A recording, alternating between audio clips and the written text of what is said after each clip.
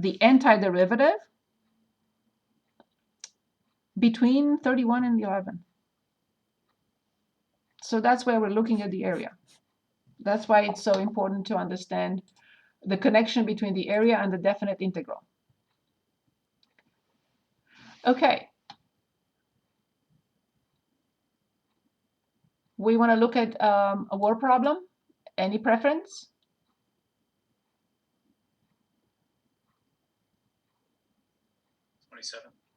Very good.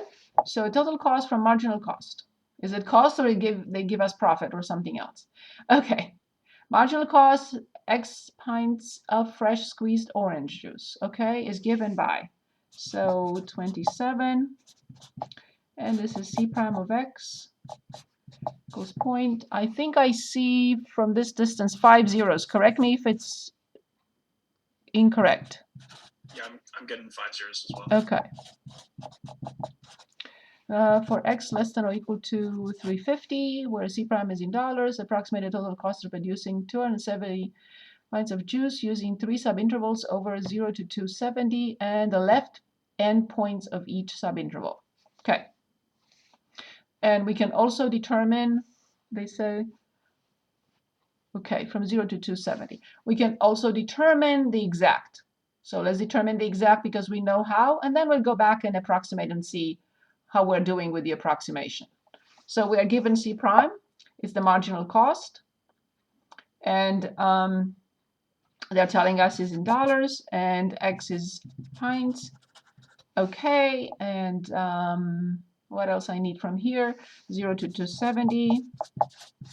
And they also want 3 subintervals. That's nice. So n equals 3. And they want the leftmost point. They like the left. Fine. Good. So what I can do right away is find the exact area, which is the exact cost in this case. The integral from 0 to 270 from this function, dx. And that would be exact. And then we can go back and approximate the cost between 0 and 270 using 3 rectangles, the leftmost point. Okay, so I don't have enough room here, so I'm just going to say C prime of X. Okay, can anyone give us the antiderivative of this? And then we will evaluate it from 0 to 270. Basically, we're going to plug in 270. It would be 0. Yes, I was going to write 5 zeros. 8. X third over Yes. 3. Yes. Oh. Minus 0, the same number, X2 over 2. Plus 2x. 2x, indeed. All I have to do is just plug in 270 in all this.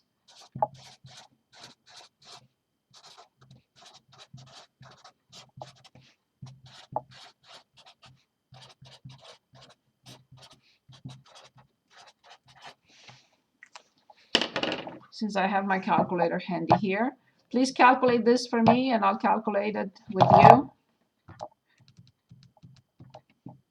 Just to make sure.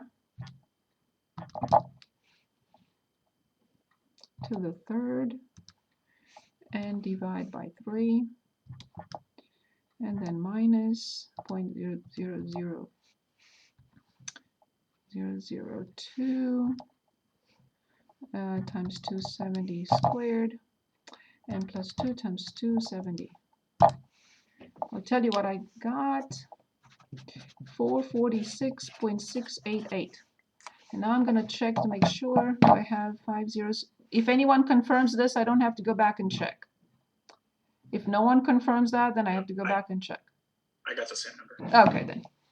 Thank you so much. Good, so this is the exact, so we have to get something under that. Okay, so when we approximate with 3 subintervals and the leftmost point, because the function has a minimum, if the function had a maximum, that would have been an overestimation with the leftmost point, but it has a minimum. So let's continue. So again, this function, the cost function, it's a quadratic function, and because the leading coefficient is positive, it has a minimum. So it looks like this. And when x is 0, it starts at 2. So something like this. This is the cost function. So between 0 and 270, I have to divide the interval into 3. So this n is 270. So then delta x is 270 divided by 3, which is 90. So base is 90 for all rectangles.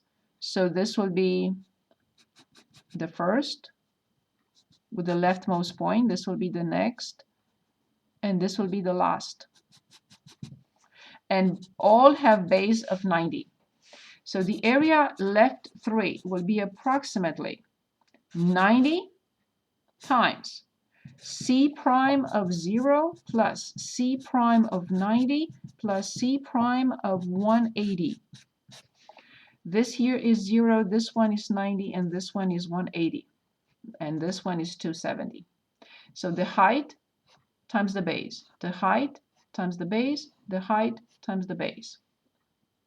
So now I have to determine these. So I know that c prime of 0 is 2, that I know for sure.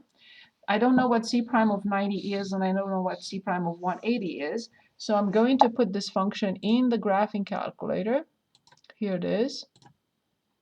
So I can determine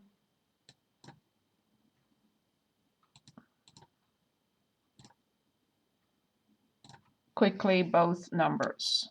If you have them, don't torture me. If not, 1, 2, 3, 4, 5, 8 x squared, and then minus 0, 0, 4 x and plus 2. I'm hoping I have the function correctly. Yes. So, okay. So I want 90, and I want 180.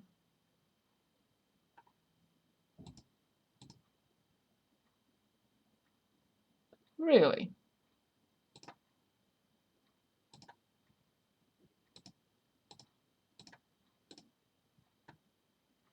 Really?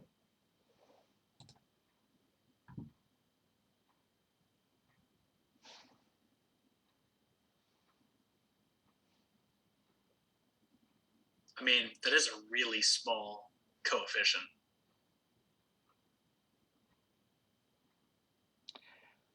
I know it's a small coefficient,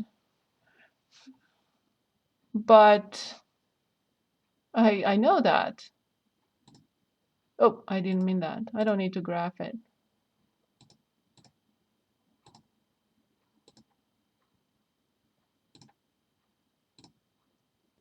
So this is 1.7 and this is 1.53. Oh, we have the 90 in front. Okay. My heart is back in place. Okay, 1.7048 and okay. And the other one, 1.5392. Okay. Good. So now we have to add these and multiply by 90. I'm going to do this real quick. So 2 plus 1.7048 plus 1.5392. I have that correctly, yes, and times 90. Okay.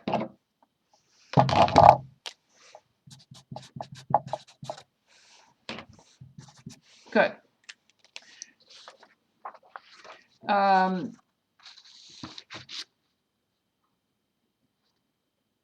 It should. I think the reason that it's higher is the vertex is in the interval. Oh, So if that's the case, yeah. If that's the case, it's possible, yeah. I didn't graph the function. I just illustrated how it's calculated. Good. That's what I said. If you remember, I said that if it has a maximum, which probably, as you said, the vertex is right there, then the leftmost point the leftmost point will give an overestimation. So if the function has a maximum, this has to be greater than the exact, which in this case it happens to be. Okay, so because of this. So it depends on the graph. I only illustrated how to calculate it. Good. Is there a part B or C to this question, or this is it?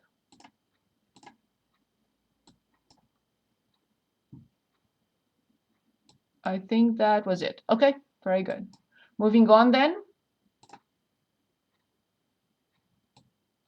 Anything interesting here? We would like to calculate any of these integrals for a graph. That's another option. Or any integrals that we see here. Definite integrals. Say with geometry, we can do that too, but now we are already advanced. We do number 25. Indeed.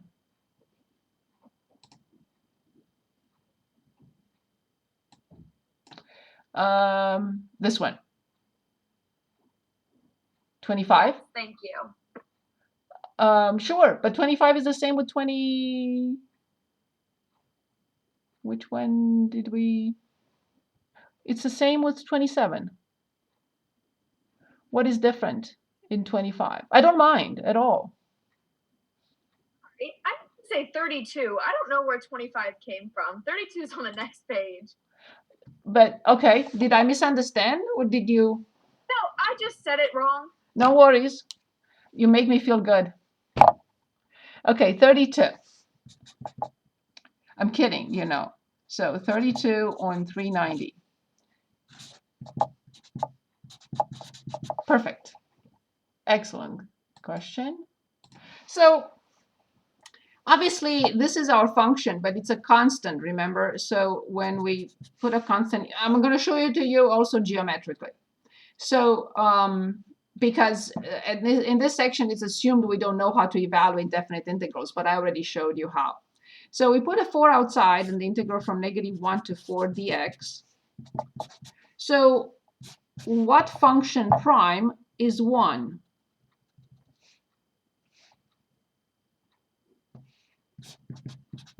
X. That's it. So I plug in 4 and I subtract when I plug in -1. Careful. I subtract when I plug in -1. So this is 5 times 4, which is 20. Now, let's say we don't know all this, right? How do I determine the integral? Fine, I have to graph the function. 1, 2, 3, 4. This is the function. Y equals 4. Between -1 to 1, 2, 3, 4. And this is exactly what it means. The height is 4 and the base is 5. And that's how we get the 20.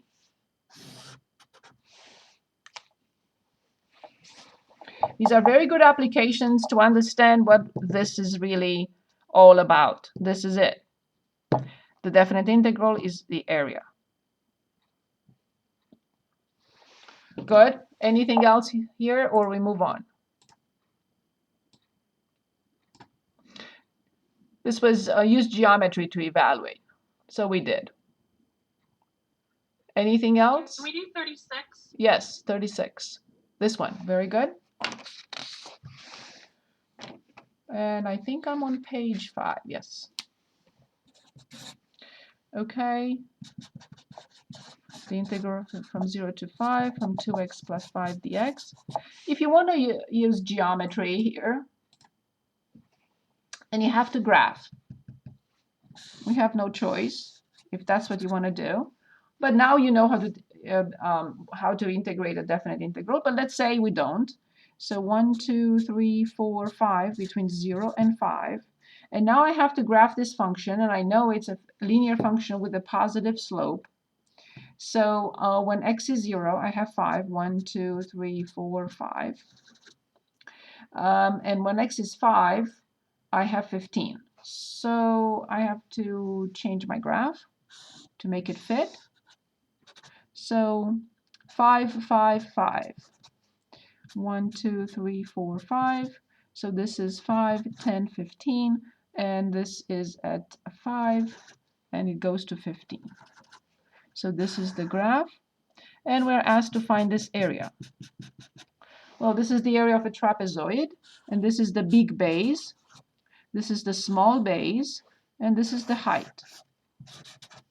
So the area of a trapezoid is big base plus small base times the height divided by 2. Big base is 15. Small base is 5. Height is 5 divided by 2. 20 divided by 2 is 10, times 5 is 50. And now let's check. So we have 2x squared over 2 plus 5x, right? From 0 to 5. When I plug in 0, it will be 0, so I only need to plug in 5. So 25 plus 25, 50.